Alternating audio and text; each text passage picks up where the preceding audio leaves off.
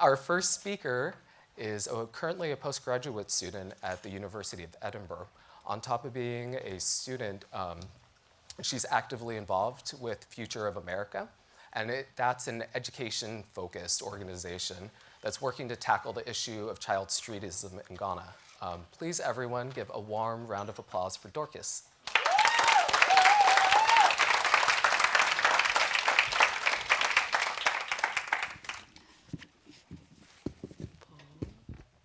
Hello, everyone. Okay, so, and thanks for coming once again to see us. So individuals, as we all know, do not live in a vacuum. They do not live in a vacuum, but a society. And the success of people are usually the contributing factors of invisible hands that work behind the scenes. I'm Dorcas Mensah, a MasterCard scholar at the University of Edinburgh, as Erin said, and I'm going to share a story that's dubbed The Kind Strangers.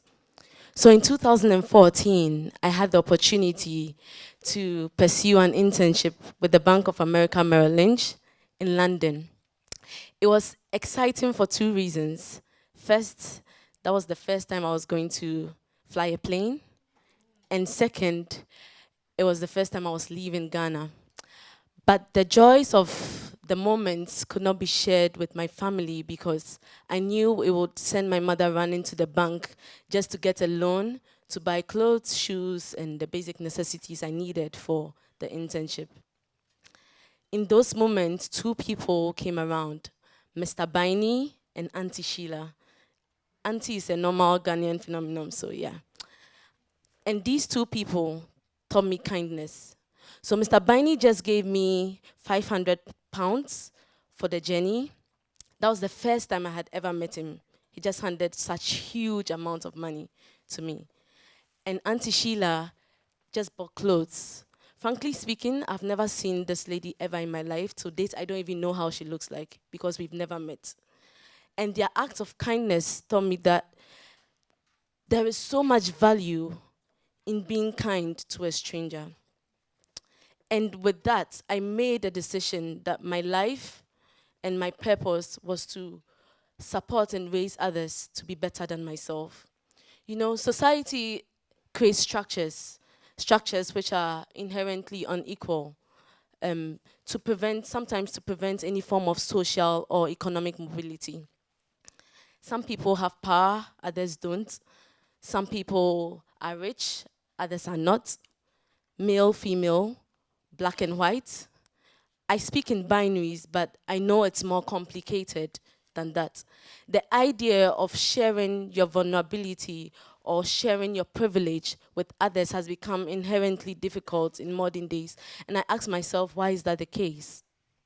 So as a volunteer or leader in Future of Africa, no, America, I have seen young people like myself who have shared, in fact, not shared, sacrificed their resources, their time, their energy in helping street children do normal mathematics, read, and writing. And I have seen them doing this to build just a community of trust and support for these children who, under normal circumstances, expect adults and human beings just like us to show them off. But looking at these people who are not waiting, or these volunteers who are not waiting for someone to tell them to do what they do, I realized how our engagement with these children had moved our thinking about street children in general in Ghana from, oh, these bad children, or from strangers into a place of humanity, into a place of humans, which they really are, just like us. And over the period of time in Edinburgh and back home, I've realized how our stereotypical mindsets create labels. Labels that sometimes strip people off the ladder of humanity, so make people less human. And every time we do this as human beings, history has shown that bad things always happen. So, like rats in the Holocaust, and like cockroaches in the Rwandan genocide. But more subtly now, we can have labels like refugees, terrorists, migrants, or probably in the binaries like black and white, or male or female. What label have you given someone that has deprived them of your kindness, your empathy, and your love? Do you recognize your privilege? Do you recognize the labels? Do you recognize your power? If you do, I implore you to be Mr. Binies and Auntie Sheilas, people who are not afraid to share their privilege, people who are not afraid. The word afraid is important because they do not fear to provide people opportunities, social and economic opportunities to even be better than themselves. In effect, there is so much value in being kind to strangers. If not for that, some people like myself will not be standing here today. Because strangers like you, and I are first of all humans. Thank you very much.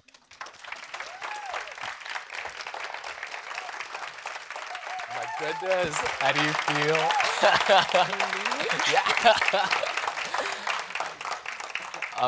Oh my goodness, such a good speech. Thank you very much. You know, you talk a lot about binaries, and you know, it kind of feeds into the session topic around fault lines. And I guess like a general question for you, why do you think there isn't more empathy in the world? Or why do you think people don't put themselves in other people's shoes enough? Because I feel like it's something that I think I try to do and you think you try to do, but people don't do it enough. So there's a disconnect somewhere. I think the first thing is, do you consider the second person human, just like you? Because if you realize that you are human, you have needs, you want things, you want access to things just like other people also want access to things. You realize that your needs are not, they might not be similar, but would also be sort of, your aspirations would be the same as the aspirations of others. If we could start thinking about people in terms of being human, just like us, and even though they might be different, like they might have come from different ways, come from different backgrounds, but at the basic level, they are humans, we will start realizing that it's actually good for us to treat people just like we will want them to treat us, or just like we will want to treat ourselves. So yeah, I feel like it's human first and everything else doesn't matter, Yeah, really. beautiful. Thank you. I also wanted to touch base, because we had talked the other day. So right now, you've been working a lot in the educational space. But you were talking about how you've been inspired by your studies to shift a little bit and talk and focus a little more on economic opportunities. Could you share with everyone just a little, like, what inspired you and what direction you're kind of hoping to head in? Okay. So before I came to Edinburgh, I was focused on the social impact bit. But when I came and through my studies, I realized how economic policies underpin what we see in the social realm. Like if people had access to economic opportunities, a lot of the social problems we see today wouldn't be happening because they will have access to them by virtue of the fact that they can easily pay for them, and they would, like healthcare, education wouldn't be much of a problem. I'll share a story with regards to that. So I work with street children, and some of the stories of this street, if you listen to the stories that brought these street children to the street, one of them came to the street because he misplaced $2, 10 Ghana cedis, and couldn't go back to face his mother. And if you look at that and you're like, what is $2 to someone who has enough money to provide to their children?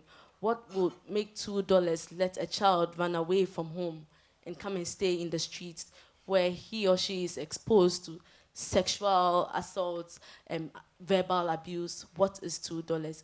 So linking my experiences to what I was learning in the classroom from theories of industrialization, import substitution, and all those, I realized it would be good for us to start tackling the economic aspect of people, give people opportunities to be self dependence, opportunities to rely on their income. And it's not just any income at all that you're just paying people, but income that's substantial enough to give them the kind of standard of living that we want for ourselves. Oh, thank you so much. Everyone give another round of applause for Dorcas.